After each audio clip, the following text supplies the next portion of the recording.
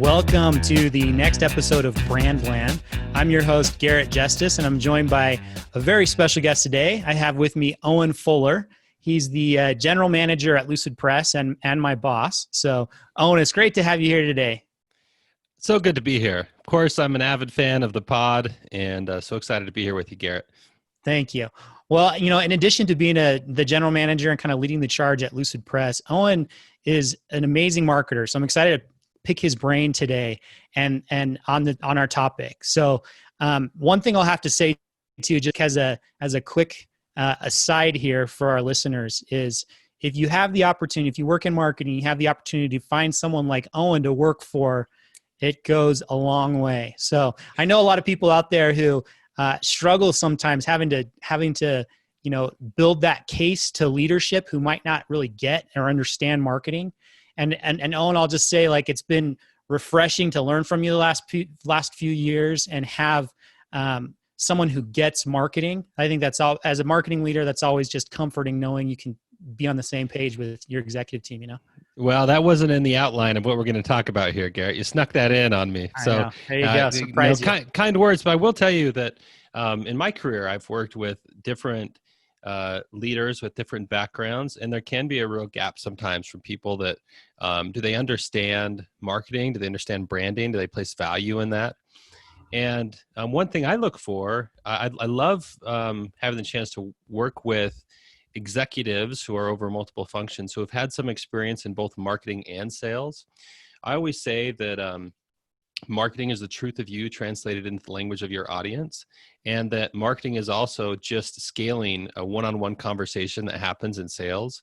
And so I love people that can see those different kind of communication disciplines, understanding then how that boils up into how you make the right impression at each touch point. Yeah, love it. See, you're dropping some of these marketing bombs already. I'm excited to jump into our episode today. So one of the reasons why we want to introduce Owen as well is you may hear him on as a co-host or host on some future episodes here. So excited to have him on today. Excited to get to know his background a little bit more, and you'll hear more from him in the future. So, Owen, well, with that, before let me just say though, Garrett, before we dig in, that since you've been saying the kind words, I mean. I'll also just mention how lucky I am to be working with you and a master marketer, and here to learn as well to chat. So let's dig in. Owen. Also not in the script today. Come on. Well, before we jump in, why don't you tell our listeners a little bit more about your background and your career so far, just to kind of set the stage? Sure. So I grew up in Alaska, youngest of 11 kids, 10 boys and 1 girl. And I came to Utah for school. I thought I was going to probably study history and then become an attorney because I had a couple brothers that had done that. But my freshman year at college, I got a job at a little wireless internet service provider. And I was supposed to do the sales, and there was a guy that was going to train me, and he flamed out. He actually disappeared. We don't know what happened to him. On my second day in the office, they said, well, now you're in charge of sales. And that was a big risk for the company. I did my best. I started going door to door and talking to people and figuring out a script of how to work through. At the time when people were buying internet from that company, they had to pay a $427 fee up front. So that was a big obstacle to find our way around.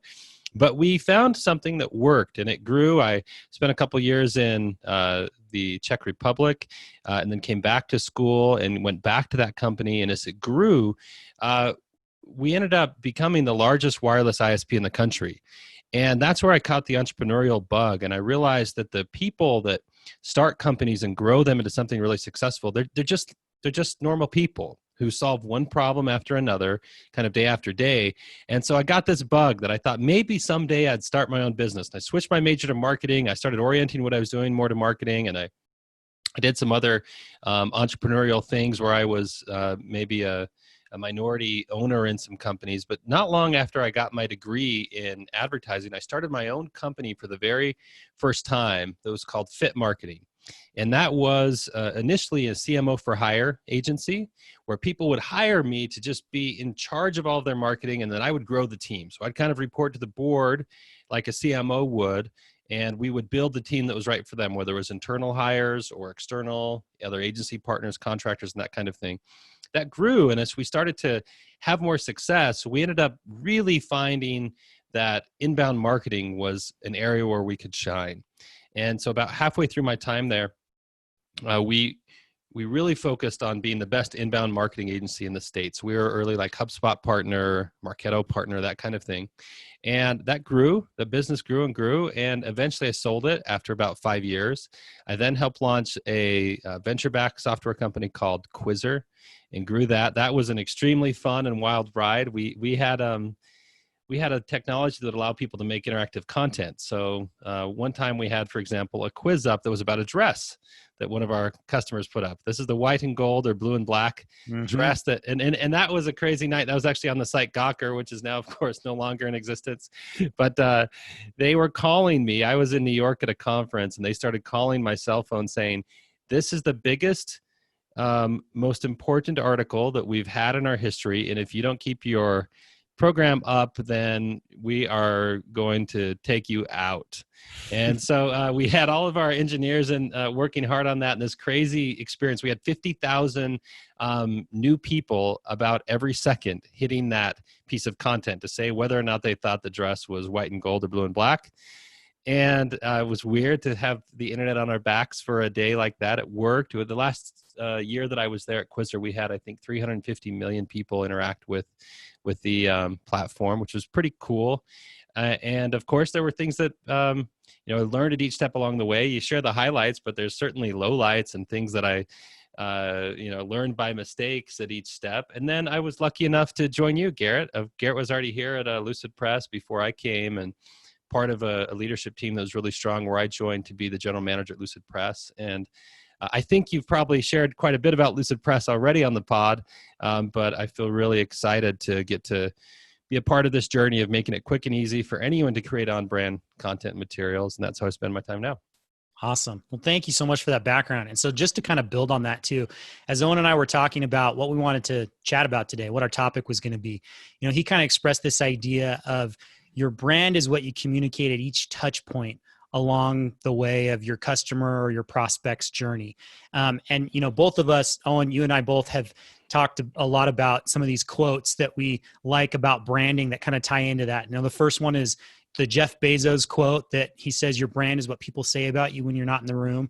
And then there's also Seth Godin, who is like the father of modern marketing, has said, "Every interaction in any form is branding." So there's a ton more out there. But as we kind of talked about this topic, could you help break that down for us a little bit more? What you mean when we say your brand is what you communicate at each touch point along that journey? Yeah, I love those quotes a lot and agree with them. And another one that I really like is, "Your brand is the promise that you keep." Hmm. I think about that. Early in my career with my agency that I mentioned, we would work with a lot of financial institutions, and we would do brand audits with them. And I remember the experience of driving up and down the street multiple ways, looking at what impression we got of the building and what we saw of the sign and the logo, and trying to look through all of that through the eyes of somebody who is a likely potential member in this case, or customer. And then to pull into the parking lot and think about what you see when you're coming in the door. What are the signs on the door? As you walk in, how are you kind of welcomed into the room? And then you look at, what are the signs that are up there by the teller? And how does the teller interact with you? And we would do these things in an undercover way to kind of highlight all of the many key touch points where they were trying to get some important message across. But really, a lot of times, these folks we were working with, they would have something that they felt like they really wanted people to know about them. But they would share that message in maybe one of those touch points along the way. Like there would be a little tiny, triangle shaped sign by a teller to announce something new. And they would say, "Man, we're just not getting any traction with this. Nobody has seemed to notice." And when we think about it, we'd say, well, these are all these other touch points where you may be able to do it. And of course, we'd extend the audit into the full online experience. So then what's it like when people are searching for you, when they're coming to your site, when they're then trying to set up an account, all these things. And you find that there are so many touch points that, of course, you can never be perfect in getting them right, but it's kind of that unachievable goal that you have to aspire to, and it takes regular care. And really, it takes a commitment to that to even get close, right? And Yeah. so that's what I think about is really understanding every one of the interaction points that you have with your audience. And not everyone's going to have something that's like a retail experience where you're walking in the door, but you do have a lot of places where you have interactions, whether it's your emails, your phone calls. And so I think of brand as much more expansive than certainly a logo, or certainly your brand colors, or any of those things. It's all encompassing. I love it. I love it. I want to dive into this a little bit deeper because, one of the things that I really enjoyed when Owen joined the team at Lucidpress, he brought along with him this playbook that he had of all the things that the creative ideas that he had tried at in-person conferences and events in the past, right? And so I remember him sitting down and walking us through that, our team, and us talking about it. And I love some of those ideas and examples. And I know not a lot of people are at in-person conferences right now with, COVID going on, but I think that's something that will open back up again in the future. So, Owen, would you be willing to walk us through some of those ideas of how you apply this idea of your brand is what you communicate at each touch point in that realm of like an in-person trade show or conference? Yeah, thanks for the question, Garrett. And of course, I love talking about this because I think it's fun. I also think that hopefully there's some practical information about how you could think about a conference, but also there's another level, which is kind of the principle of these things. Like I was laying out with the credit union, how to look at all of these things with fresh eyes. That's just another point that I'd make before I jump into the conferences is it's so hard when we get close to something to remember what it's like for people who aren't close to it. And we need to put systems and processes in place that allow us to see things anew again and again. And what I mean by that, for example, this is something maybe people can relate to as a consumer, for example, is like the rules and regulations for people that fly are different all the time. And if you don't fly a lot, you might not be caught up to speed on those. Extremely difficult for people who are in the industry of taking care of people or helping people or serving people as they're traveling to remember that while they're in that space every day, everyone else is not. And so we would do trainings like that with different groups as well with my marketing agency that would help people understand what is this like for someone who's experiencing this for the first time. And so to the conference realm, what I'd say first, and this is a little bit of a straw man comparison, so forgive me, but I think it's useful, is I think that a lot of people that go to conferences send a team of folks who kind of are willing to go, and that's their job, and they show up and they kind of clock in and they are sitting behind a table with a few pens and they're kind of looking at their phone and they're like, well, okay, we'll talk to people when they come by, and some are a little bit more energetic and they try, but there's not an overarching strategy for how to make conferences something that really wins for you. And again, like thinking about your brand, how do you get the right message across at each point? And so I like to think of a conference strategy in 3 phases: what you do before an event, what you do at the event, and what you do after. And at every one of those, there are a lot of interactions that give you a chance to show what you're really all about. So beforehand, even in the way that you negotiate with the group that is putting on the event is really important. One, if you negotiate well, hopefully you have some resources to put into the experience because you haven't spent everything on just getting in the door. That's probably not the best way to do it. But 2, you should be negotiating for where you're positioned. There's a big difference in placement in these things. You got to be aware of that map. And again, people that are maybe have less experience with this say, yeah, sure, put us at any one of these locations that fit within the budget. But no, you got to fight hard for highly trafficked areas that are not going to be down at the end of a quiet hallway, maybe areas that are near food or near a restroom or near the natural flow of traffic. Those things matter a lot. So you have a plan beforehand that also involves how you're going to reach out to people. And I think there's kind of good, better, best ways to do these things, but like maybe the okay level, one step below good, is to say, hey, I'm going to be at you put one post up on social media, going to be at blank conference. Hope to see you there. Mm-hmm. It gets maybe one like from someone on your team, and that's not the right way that you want to do it. What you want to think about, and Garrett, you do a great job of this with our team, and I love to see what the team does, and they come up with such creative ideas around this. But what is something that matters to the people that are going that you can talk with them about? Garrett, throw just for some specifics. What are some examples of things that you've seen work really well in this pre-conference outreach? Yeah, I mean, there's a lot of things, but that we've kind of tried and experimented with. And I think that's the key, is just being able to experiment and try new things. I mean, a lot of times, we have we spent a lot of effort reaching out to people beforehand just to connect and say, hey, I know you're signed up, you're going to this conference. If we're speaking at the conference, which I know might be something you talk about later, it might just be all about that. Like, we'd love to have you come. I know that this is something, a topic that might be relevant for you, and kind of invite them to that next step. So it's kind of across the board, but yeah, I think there's a lot of experimentation that needs to take place, and you got to be creative with it. Yeah, I agree. So things I've seen a team do that I've liked is one is like to sign up for massage appointments at the booth. Mm-hmm. And it's a mix, right? There's these things of like, let's say sizzle and steak or whatever, like you're doing some things to help people get excited just to make a connection and kind of get your foot in the door. And then some things that you do, like inviting them to a presentation like that, hopefully would be content that really resonate with them. And I think it's important to do both when you're trying to win at a conference. I'll go through this a little bit quicker because I know we don't have hours to spend on this topic, but when you get there, I love to think about the things that you can do to make sure everybody knows who you are and what you do.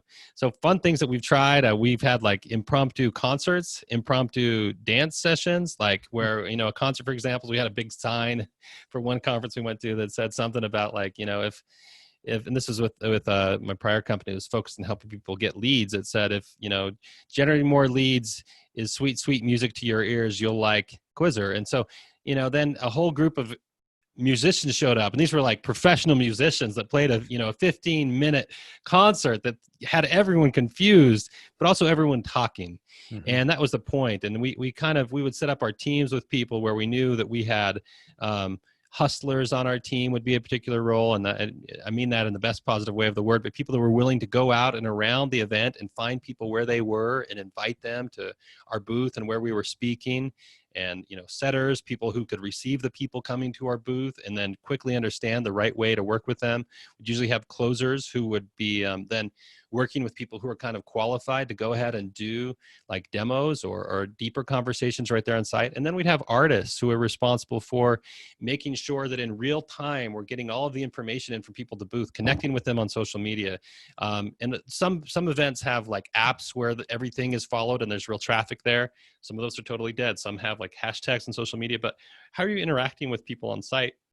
And I think that having the ability to improvise really matters too. Like when you understand what your brand is and you give people on your team freedom, and this is something that Disney does so well, right? The classic story is at Disneyland, for example, all workers are empowered to make people feel better. So if someone sees a kid drop their ice cream on the ground, a worker knows that they're empowered to go get some ice cream and replace that. And that's all going to be okay. And there's no questions asked. We're not going to be so, strict that we take that kind of creative juice out of people. And so, examples from that were fun is I remember a conference where we had gotten people to fry up. It was outside. So at our booth, we made bacon and we made chocolate covered bacon and we made donuts. And we'd done that at other places, been a huge success. We looked around at this conference in California. No one was touching it. And one of the guys on my team was like, I'm going to Costco. I'll be right back. He came back with all of this fruit that then just went like wild all around. It turned out that the stuff that we were serving up there, even bacon, wasn't working.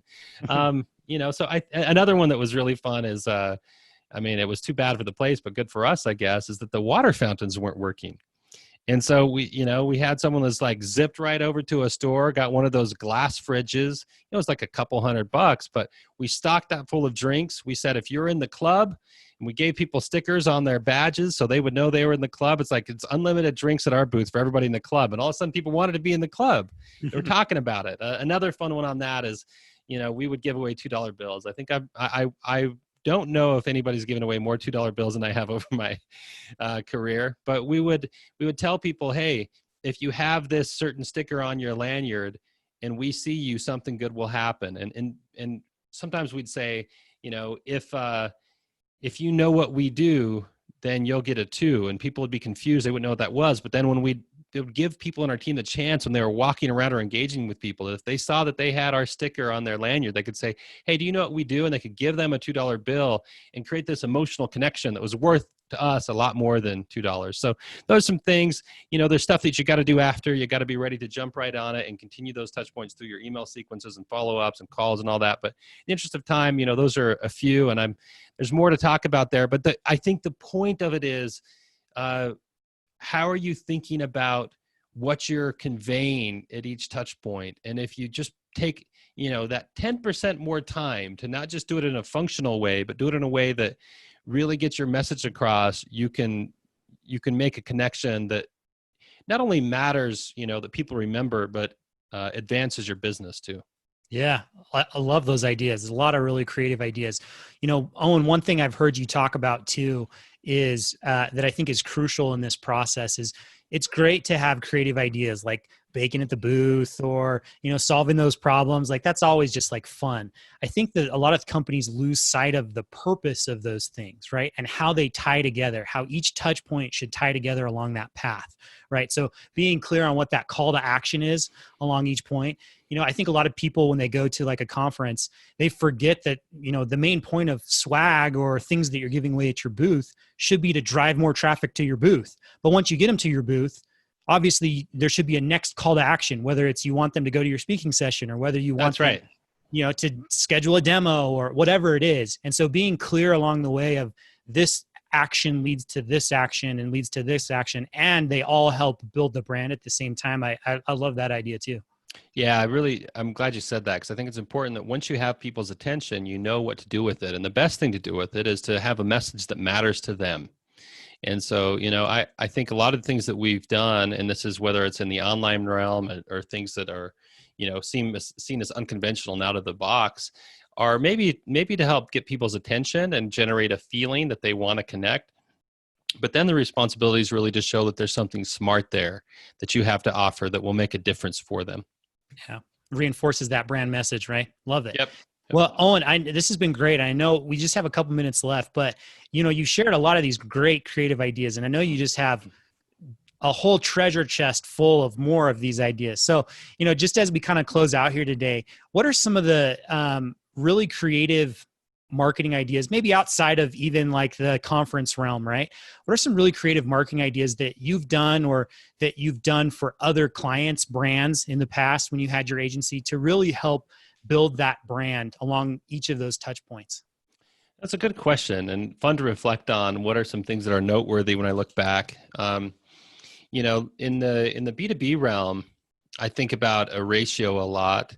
And what I say there is that 70% of your resources and time and energy should be on really solid strategies. And what I mean by that are those are things that basically any company like yours should be doing it if they were a good company. Like any best-in-class company is going to make sure that they've got a website that's SEO optimized, that is then has a strategy for how to attract organic traffic and generate leads and nurture them and all these kinds of things. And then there's certainly ways to get better at those. But basically 70% of your time is kind of on the meat and potatoes stuff. Then I like to think of 20% of the time that you'd spend is on things that are bold. And that's where you have some inclination that something could be good, but you have to be willing to try things that seem a little bit unproven if you want things to stay fresh or if you want to hit an occasional home run. And then I say 10% radical, 10% things that you try because you feel like there's something maybe you want to say or you want to see what happens. And again, that gives you a chance to have things that come up that you wouldn't otherwise know. And a good example of this with Lucid Software, and of course our sister product and company Lucid Chart, is with their YouTube videos all about charts, about doggos. I mean, this was a diagramming and flow charting software at the time. Of course, it does a lot more than that today, but it's been a YouTube sensation. Yeah. With all of its videos. And that was totally off a whim of someone's like, I'm going to make something about how and who doggos are. And that's spawned a whole series of videos that are just in hundreds of millions of views, right? And in my career, I think, some of the funny ones that have happened is I once had a client who was a group of medical professionals, and I'm not going to go into the exact specifics because, I don't want to call out anybody here at this point in time. It's far past, water under the bridge. But there's this really crazy thing where this group of medical professionals said, hey, there's someone who is not in our area of expertise, not a specialist like us, who is performing procedures that they technically can legally, but they are confusing the public to say that they have our credentials. They don't, like the way that they were marketing themselves. And so they said, we have asked them to stop. We have told them we're going to do something. We don't all want to do legal work. We're hiring your agency to change this. And this is like pretty provocative, you know, and Mhm. I'm not one to throw bombs for bomb's sake. But I understood what they were trying to do and the concern for the public. So all of a sudden, all these billboards went up that were very directly about this person, and this was not, you know, the defense. A defense against like slander or something like that is the truth. If it's the truth, so everything that we said was strictly, verifiably, objectively true. That said, you know, this person does not have this qualification, Mhm. and that still wasn't getting the job done. So we actually had protesters go just hold up signs outside of this person's office. So as patients were going in, it just said the truth. And and what's funny is this the office of this medical group, they would send out people to try to buy off the people there. And some of them went. Some of the people that I hired, they're my friends. They're like, look, man, he offered me $500 if I would just go home. And I had to do it. I'm sorry. But just a really crazy time. But the point is that you know, this group felt like there was something really, really important about their brand and about that qualification, and that mattered to people, and that it meant that they could help keep people safe. And someone was taking away, they were cheapening the value of that. So I thought that was a pretty creative strategy to protect your brand. And by the way, it worked. This group said, you know what? Okay, you've made your point. We're not looking for any legal action here. Let's talk through how we're going to market ourselves going forward. And to this day, I've still seen their stuff. They've stuck to it. So pretty fascinating. Another one that was crazy is I had a sales guy one time who pulled me outside of the office with kind of a nervous look on his face and said, you know, I'm going on The Bachelorette.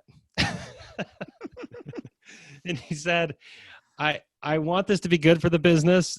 And I know this is crazy. I think it can be, but you know, what do you think? And this guy he had a great personality. I didn't realize at the time how incredibly handsome he was, is and was. And this is the guy that his name is Brooks Forrester. If you maybe saw him on The Bachelorette, he got down all the way to the final, and he became kind of a celebrity at the time because the girl Des was choosing him, and he said no. He said, "I'm not interested."